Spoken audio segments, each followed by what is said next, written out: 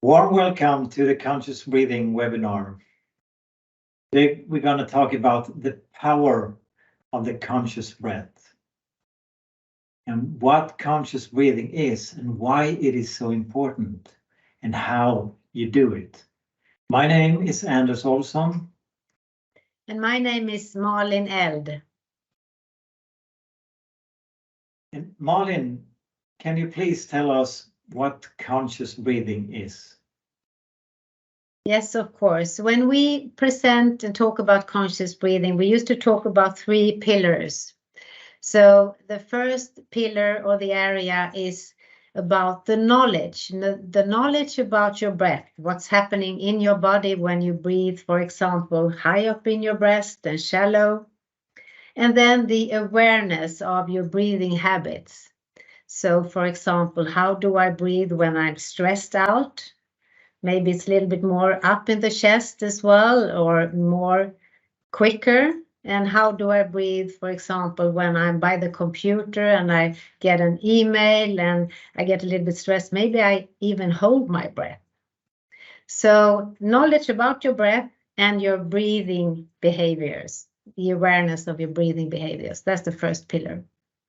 Then the second pillar is to learn and read and understand your nervous system, your gas and your brake. So also understand that your breath mirrors your nervous system, but also that you can, with your breath, change your nervous system.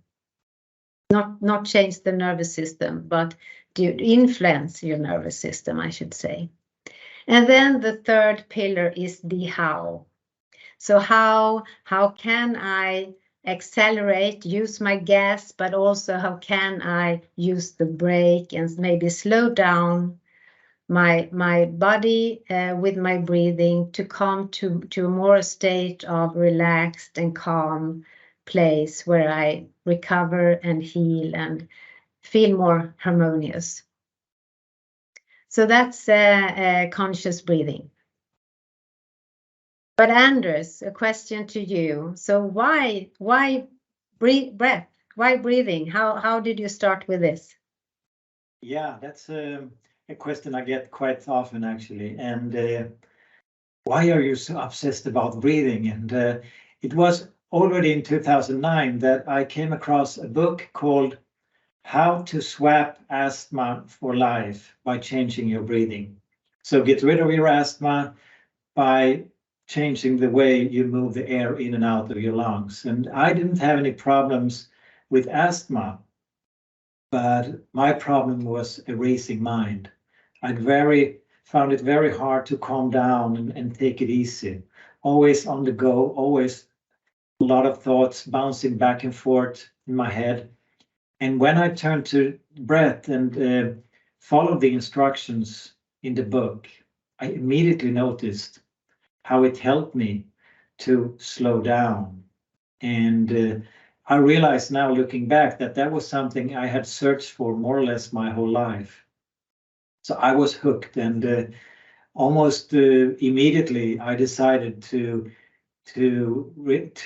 not hold this knowledge to myself, but to spread it to more people. And I formed the conscious breathing concept, and I decided I should be the world's leading expert on breathing. And I embarked on a journey where I read tons of studies and books and experimented with my own body to learn the ins and outs of breathing.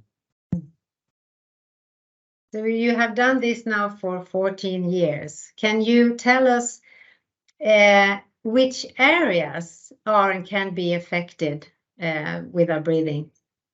Yeah.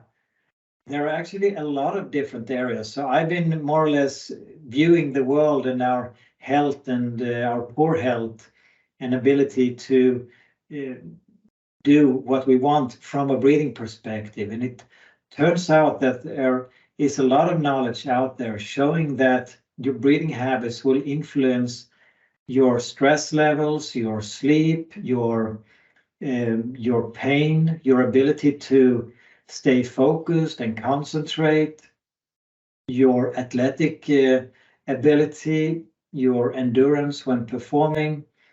and also your sleep and even your ability to communicate and make other people understand you, and even your sex life. Sounds almost too good to be true. So many things. So can you explain a little bit more how can breathing affect all these things and areas? Yeah, I agree. From one perspective, oh, come on, how could my breathing have an influence on all these things? I've been breathing my whole life. I can't for the world think of that it could have any effect on these areas.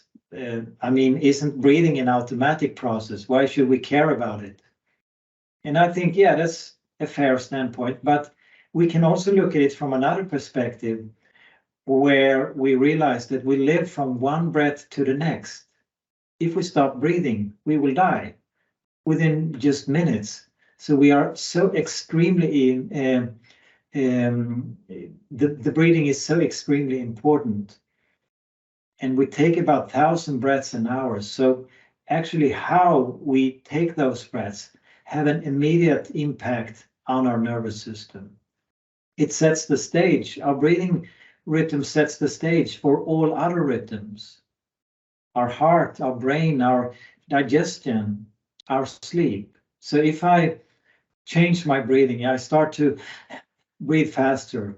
Well, if I measure my heart at the same time, I will notice that the pulse will go up. It will maybe start to beat harder, faster. And the same with my brain waves. They will change if I change my breathing. So if I go from being a bit stressed out and breathing fast and shallow, and then calm down my breathing, that will be visible on my brain waves. It's really amazing. Yeah. So you mentioned sleep here, and I think everybody knows about the importance of a good night's sleep for recovery, etc. Can you tell us a little bit more about sleep and breath, and how our breath can help us? Yeah, absolutely. Yeah, I agree. Sleep is very important. But even if we know how important it is, we have a tendency in today's fast-paced society to not prioritize our sleep. We go to bed too late, and then we wake up in the morning when the alarm bell goes off, and we are half awake, half dead when we come to the coffee machine and need 3 cups of coffee in order to have the energy to go to work. So the sleep is very important, yes. And the reason why it is so important is, one reason is because we learn things when we get the deep quality sleep we need. So if I question you on this information we share here today, if I question it later today, or if I question it tomorrow, your answers will be better tomorrow after a night's sleep, because during sleep, your brain will categorize and organize the information it has experienced during the day so that you get the bigger picture. You put it in the right box. So that is one thing. Sleep is key to learning. Another thing is to boost your immune system, to make sure that you stay healthy and don't get sick. When we slow down, as we are supposed to do, at least when we are sleeping, that will boost the immune system. And also, when we go around during the day, our brain is fully busy with taking care of all the stimuli coming our way. So we can't clean the brain of waste products during the day. So those are instead accumulated in the brain. That is what happens when we go to sleep. It's basically like pushing both the button on the dishwasher and the washing machine at the same time when we go to bed, because that is when the cleaning process starts. So yeah, sleep is very important, and breathing is very important for good quality sleep. And for example, I participated a few years ago in a study at Stanford described in the book Breath, The New Science of a Lost Art, a New York Times bestselling book written by James Nestor. And we did 10 days and 10 nights of blocked nose. We could only breathe through our mouth. It wasn't really a nice experience. I can promise that. And for example, my sleep was the thing that was most negatively affected. I went from no snoring at all to almost 3 hours per night. And I came to the point where I even didn't even want to go to bed because I knew what a horrible experience it would be. I woke up many times every night, dry as a desert in my mouth, needed to go and pee, and in the morning I was exhausted and stressed out. And during these 10 days, my sugar cravings just kept increasing in order to compensate for the poor sleep. I needed more of these fast carbohydrates. In the last 4 days, I think I had both the ice cream and chocolate and beer and the pizza, and those are things I normally don't eat and drink. So breathing is crucial to help us get the deep quality sleep we need. Yeah. And you can work with your breath just before going to bed as well to calm you down. But then, as you said, during night as well, we should preferably breathe through our nose and with a closed mouth. Yeah. Yeah. Okay, Anders. So can you give us your top 3 breathing tips? Absolutely. The first one is actually related to our sleep, and that is to tape your mouth shut at night. That will ensure that you're only breathing through your nose. And that nasal breathing at rest helps you to get a deep sleep, because mouth breathing at rest will automatically take you in the direction towards stress and activity and fight and flight. And that is not a state we want to be in when we're sleeping. Nasal breathing, on the other hand, increases the chance that you will end up in a state of rest and digest and safe and secure, so that you get the deep sleep you need. So that's the first thing. Yeah, tape your mouth shut at night. Second tip is to do physical activity with closed mouth. And I ran a half marathon with duct tape over my mouth, like this, a full circle around my head. And just to prove that it's possible. And a lot of people testify to the benefits of doing nasal breathing while they do physical activity. And it doesn't necessarily need to be that you go to the gym and exert yourself like crazy. With physical activity, I mean everything, walking to the bus or walking the dog or pottering in the garden or shoveling snow, all kinds of things. You can then challenge yourself to close your mouth and only breathe through your nose, because the nose breathing helps to prepare the air for the lungs and keep your airways open. So it's a much more efficient way of oxygenating your muscles and your nervous system when you do this physical activity. Mouth breathing leads to narrow airways, which forces the air higher up in your chest. So it's almost like driving the car and having one foot on the on the brakes. So then you need to push harder on the gas pedal in order to keep the pace you want to go at.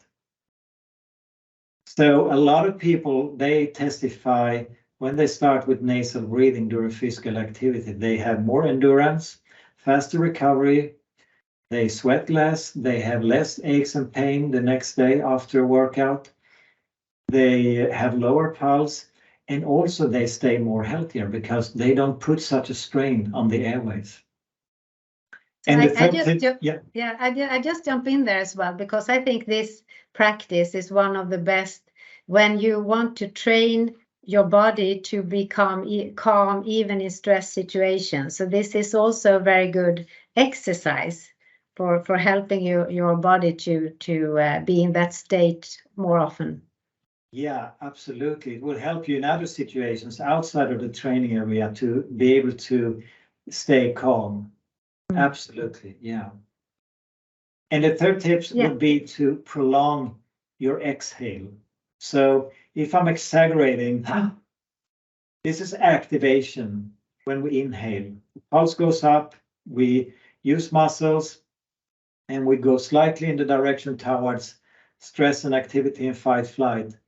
While exhale, if I'm exaggerating again, the danger is over. Now we can relax and we sigh in relief.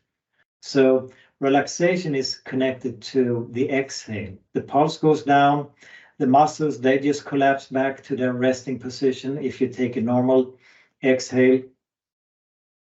And by prolonging your exhale, you're able to be more present and find your inner calmness and withstand the outer stress. So this is a great exercise that you can do before something stressful, giving a speech, negotiating your salary with your boss, or when your kids are about to you're about to lose your temper on your kids or your spouse or whatever. Many different situations you can apply this simple prolonging the exhale by and making yourself more calm. And after some practice, usually it's enough with 2-3 breaths in order to find your inner calmness.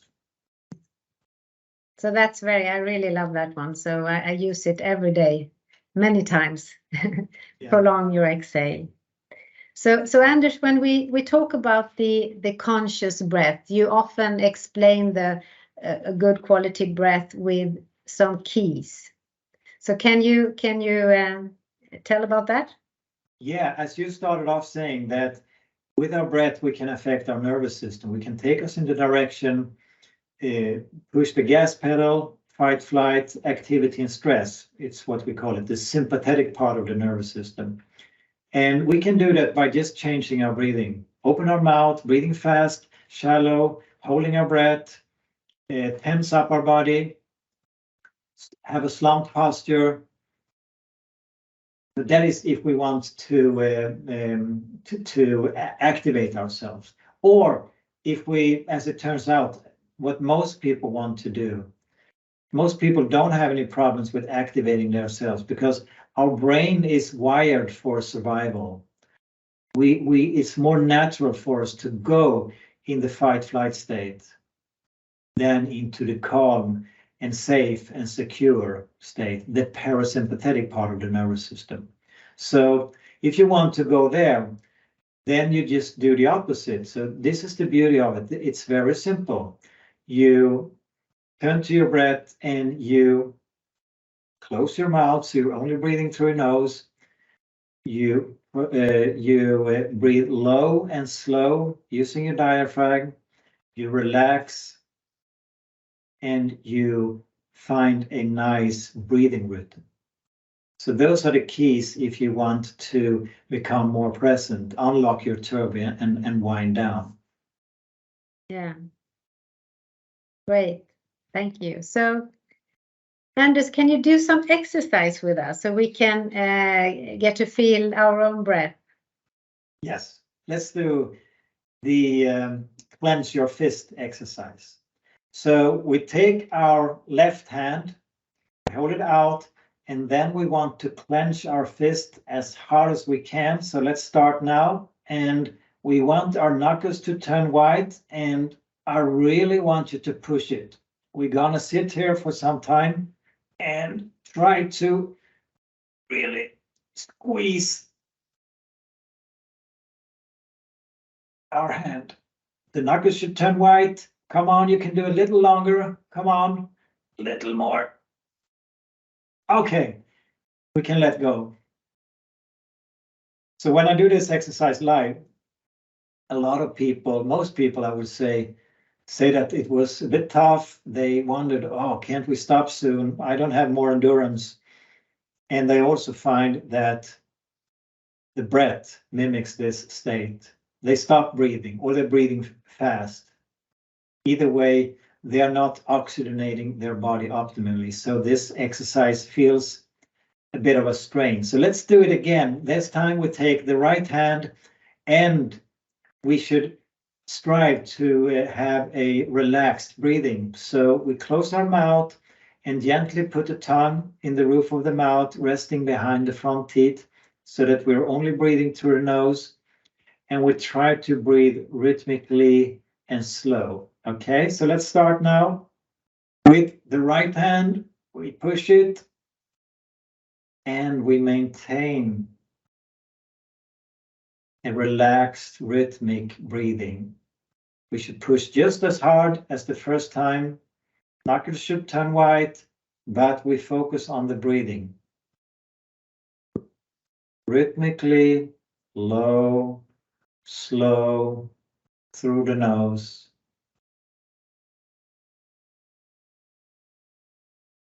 We can stop there. For me, I think I could sit here the whole day because it's a huge difference compared to when I took my left hand. So I'm still amazed. I've done this many times, but I'm every time I feel the same. And so it's so big difference. Yeah. Yeah. Yeah. Really. So in the first instance, it will, if we translate that to our life, that is like life is a struggle. It's tough, it's hard. And the other instance, when we turn to our breath while we're doing this activity, life is more harmonious. It's easier. We don't feel exhausted at the end of the day because we have done this or that. We are actually able to do the things we want to do and maintain good energy and harmonious attitude. So let's do another exercise. A lot of us, we have problems in our throat. We may not be aware of it until we go to sleep, because when we lay down, this area in the throat will be more narrow. So if we have quite narrow airway to start with, it will be worse when we go to bed, and then we may end up snoring, or we end up holding our breath.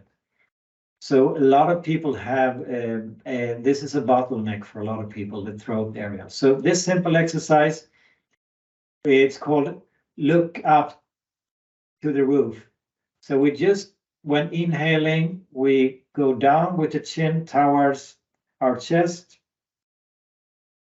And the mouth is closed, you're breathing through your nose. And now when you go up, you exhale, looking up to the roof. And you should notice a stretch in your throat. And then you inhale while going back with chin towards your chest. And then you exhale and go up again, look up to the roof. Very simple, very effective exercise to open up your airways. And there are many of those exercises you can do to facilitate the process of moving the air in and out of your lungs. And remember, we take about 1,000 breaths an hour. So we want to do this as efficient as possible. And let's do a third exercise. And okay, that is to check your the difference in posture. So you put one hand on the chest and one on the stomach and adapt an erect posture, like a proud posture.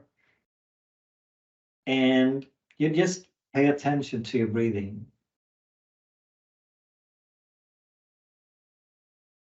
Notice where the air ends up. And now we adopt a slumped posture. We sink down on the chair and notice what happens with our breath. It's harder to breathe low. We are forcing the air higher up in our chest. Okay, so we can have an erect posture again. So the posture is affected. When we breathe shallow and fast, it's harder to maintain an erect posture, and vice versa. When we have a slumped posture, it's harder to breathe low and slow. Instead, we force the air up higher in our chest. Great, thank you, Anders. So now we have talked about what, why, and how, what conscious breathing is, why it is important to breathe in a certain way, and how you can breathe to relax and to change or to move your state of being in wellness. So Anders, if you want to learn more, how do we do that? Yeah, you can go to the website, consciousbreathing.com. There is a lot of information, articles, scientific studies, inspirational testimonials. You can read the book with the same name, Conscious Breathing. You can tape your mouth at night with using the sleep tape. And you can use the relaxator that will help you to prolong the exhale and maintain this low and slow and rhythmic breathing where you activate your diaphragm. And you can take our courses. We have the foundation course, which is a live webinar. It's 6 lessons, 60 to 90 minutes, and you can ask questions during the webinar. And we have the course portal where all the webinars are recorded, of course, and accessible, so you can watch them whenever you like and as many times you like. And here, Anders, we go a little bit more deeper into the areas you started to explain where the different areas that the breath can affect, like communication, like our sleep, like everything. So we go deeper into those areas, and we also hand out much more practices and exercises to work with your breath. Yeah, that's true, isn't it? Yeah. More tools and a better understanding of why. Yeah. Yeah. So then we also have the instructor course. If you during your day help other people with their health, maybe you want to go the instructor course where we go even deeper into the different areas. Yeah. And also we have for you attending this webinar, we have an offer. If you want to participate in our foundation course, you will get 10% discount when using a code that we will email it out. I will tell it to you now as well. It's webinar/March 23, but we will send you this information by mail as well. So you have until the end of March to reserve your place, and you will get the discount. So, and then we can also say you can follow us in our social media, Instagram and Facebook, where we also hand out and share both knowledge and tips and exercises. Okay, Anders. So let's wrap up. And if you want to just wrap up with the saying, what would you like to end this with? Well, if you forget anything, if you don't remember anything what we just talked about, close your mouth and prolong your exhale. Those are the two main keys. Breathe through your nose and slightly prolong your exhale. Thank you. Thank you, everybody, and hope to see you soon again. Yes. Bye-bye. Bye-bye.